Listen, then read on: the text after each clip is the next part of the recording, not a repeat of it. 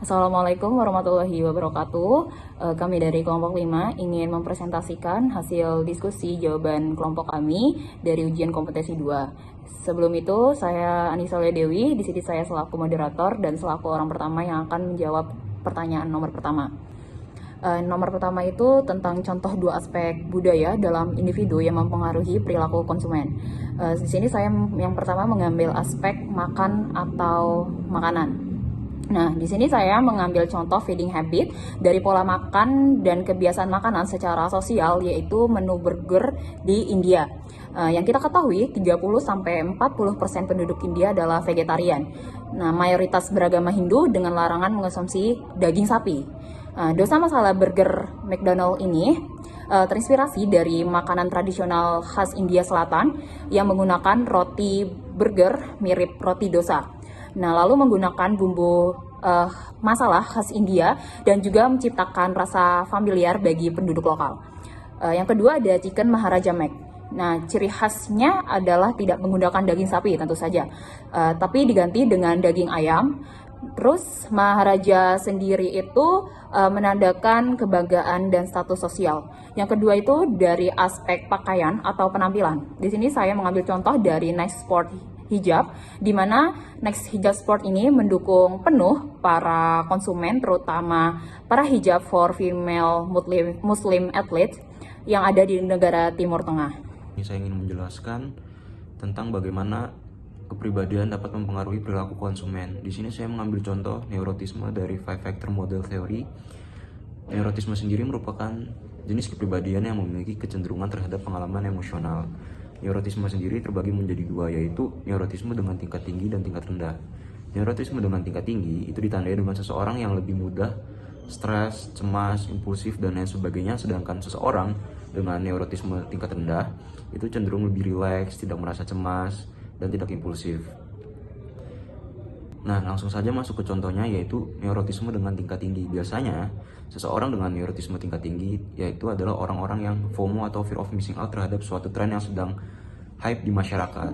Seperti contoh tren fashion workwear.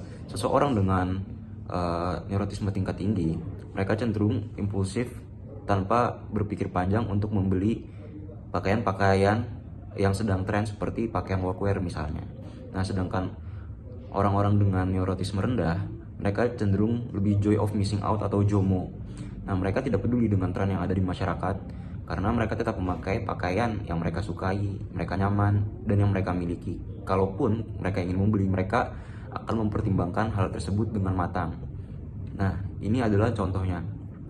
Contoh orang yang FOMO bisa dilihat, dan contoh orang yang JOMO. Dari ini aja kita bisa melihat bagaimana simpelnya style orang yang JOMO dan lebih ribet dengan style orang yang FOMO. Selanjutnya saya akan menjelaskan tentang benefit of knowing customer knowledge. Itu yang pertama tuh product positioning. Jadi product positioning ini tuh strategi untuk menempatkan produk secara tepat agar sesuai dengan target audiensnya gitu. Jadi memaksimalkan potensi pasar dan juga bisa mendukung citra tujuan pemasaran perusahaan tersebut. Nah, cara ini tuh melibatkan penciptaan citra yang unik di benak konsumen. Jadi kayak biar produk ini tuh mudah diingat dan dapat dengan gampang dibedakan dengan produk lain yang sejenis. Sebagai contoh, saya mengambil contoh produk dari Nike yang menggunakan slogan Just Do It sebagai bagian dari strategi product positioning mereka untuk menarik atlet maupun individu aktif. Nah, ini tuh diperkenalkan mulai dari tahun 1988. Slogan ini menciptakan cerita yang kuat dan inspiratif, mendorong orang untuk berinteraksi tanpa ragu. Nah, slogan ini sendiri tuh menekankan kualitas dan inovasi produk Nike sendiri dengan mengaitkan merek tersebut dengan semangat, keberanian, dan pencapaian para individu yang aktif. Iklan-iklan Nike itu sering menampilkan atlet-atlet terkenal juga, memperkuat asosiasi antara produk mereka dan presentasi olahraga. Dengan cara ini tuh Nike tuh bisa bukan hanya menjual sepatu ataupun pakaian, tapi mereka juga menjual gaya hidup yang aktif yang banyak diinginkan oleh banyak orang. Nah, melanjutkan dari penjelasan Nadia tadi, salah satu manfaat dalam memahami pengetahuan konsumen di sini adalah yang saya ambil expand reach effectiveness, yaitu bagaimana kita memahami pendekatan untuk menjangkau pasar. Kenapa? Sehingga akan menimbulkan komunikasi yang efektif, komunikasi yang akan timbul dalam rangka pendekatan pendekatan kita kepada konsumen yang akan menjangkau pasar, yang akan merepresentasikan pasar yang efektif gitu. Nah, contoh di sini yang saya ambil adalah slogan Adidas yang nothing is impossible. Maknanya adalah tidak ada yang mustahil selama kita bisa berusaha semaksimal mungkin untuk mencapai satu hasil yang maksimal. Jadi untuk mencapai hasil yang maksimal kita perlu usaha yang maksimal juga. Saya ambil di sini adalah contohnya Messi dia adalah siapa sih yang nggak kenal Messi? Messi adalah profesional footballer atau sepak bola profesional yang membawa Argentina juara Piala Dunia pada tahun 2022. Tentunya dia tidak langsung begitu dia main di Argentina, di timnas Argentina, tentunya dia tidak langsung menjuarai World Cup atau kejuaraan dunia tersebut. Dia memiliki proses yang begitu rumit dan proses yang begitu melelahkan bagi dirinya dan juga timnasnya. Yang mana dia hampir menjuarai kejuaraan dunia tersebut, Piala Dunia tersebut pada tahun 2014, tapi harapannya pupus oleh timnas Jerman yang mengalahkannya di partai final.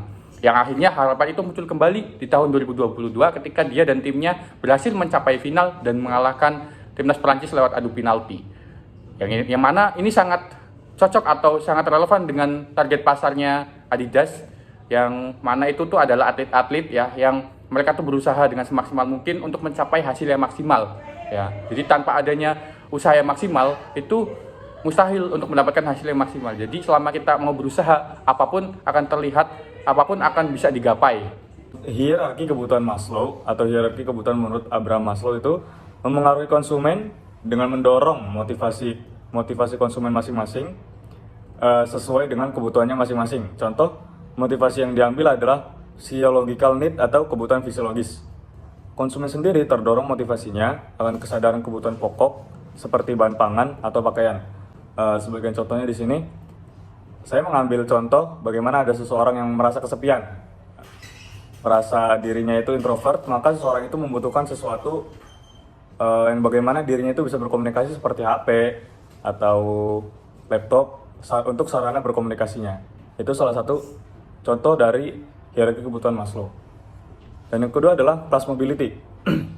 Class mobility tersendiri itu mengaruhi konsumen terhadap individu karena individu itu sendiri ingin merubah dan menaikkan standar kehidupannya untuk mencerminkan status sosial baru. Seperti contohnya, membeli barang-barang mewah dan branded ketika status ekonominya naik, meskipun mereka juga belum nyaman secara finansial. Di sini saya mengambil contoh adalah bagaimana seorang karyawan di perusahaan-perusahaan itu yang memiliki standar gaji yang menurut saya itu kurang bagus secara finansial, tetapi ketika gajinya itu dinaikkan, maka dia itu mencoba ingin menaikkan statusnya dengan cara membeli barang-barang yang branded atau barang-barang mewah, atau mengganti pola pangannya itu jadi lebih meningkat. Seperti contohnya itu adalah yang tadinya karyawan ini ketika penghasilannya masih segitu, maka karyawan ini setiap malam dia makannya nasi uduk atau pecel lele. Tetapi ketika dia udah dinaikkan gajinya, standar gajinya dinaikkan, maka pola asumsinya itu akan berubah setara dengan gaji yang sudah diberikan. Ketika gajinya naik, maka karyawan tersebut akan membranding status sosialnya itu bahwa dia tuh merasa dirinya sudah bisa beli barang-barang yang mewah gitu. Seperti contohnya kalau makanan tuh yang tadinya dia makan pecel lele atau makan nasi uduk, dia tuh bisa upgrade ke McD atau KFC untuk mencerminkan status sosialnya bahwa dia tuh sudah punya finansial yang cukup untuk membeli barang-barang tersebut. Kami dari kelompok 5, saya Nisa Dewi. Saya Jovita Nadia Ardiansyah. Saya Tito Akmaludin. Saya Zikri Fauzil Azim. Saya Muhammad Rizky Amalia.